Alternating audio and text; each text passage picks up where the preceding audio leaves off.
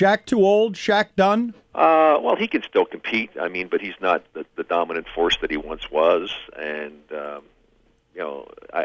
only reason that they're starting to turn things around a little bit is Dwayne is starting to get his legs back and his feeling back, and he's had some big games. I mean, there's no way in the world, I think, anybody who knows the game would have bet that the Miami Heat would have beat the Phoenix Suns at the end of that road trip in Phoenix. True.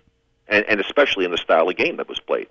And that's the thing about the NBA that makes it so interesting this year, is that there's not a day that goes by hardly that I pick up the newspaper or look online and check out the scores, and I see a score that I'm saying, how did that happen? I mean, how did Atlanta beat Orlando in Orlando? And what it all comes down to, it comes down to players being able to do what I think is the most difficult thing to be able to do as a professional athlete. It's to maintain focus. And you can't teach it as a coach. You cannot teach it. Each individual has to find out for themselves, what does it take for me to be able to keep my head in the game for the majority of the game? That's one of the reasons I marvel at Tiger Woods. You have to be so focused in golf for such an extended period of time, over a 4-day period.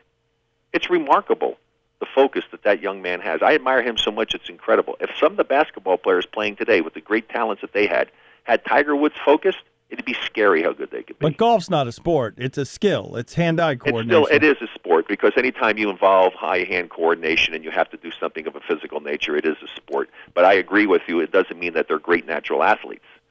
But still, you have to be focused in golf, and you have to be focused in basketball and football and baseball. If you're not focused, you're never going to perform at the top level. Well, one of the things that just happened here that it sort of took my focus away is my co-host here showed me a computerized photo of you granny shotting from the free throw line, which just is great. It's a great photo of you doing the granny shot free throw. I'm wondering if you have any of those in your house. Oh, I got a ton of them that I send out and do things when people send a donation to a church that I do some things for. And but the whole thing about that is that how can guys live with themselves playing a sport and getting paid millions of dollars these days when you can't shoot at least 80% from the free throw line?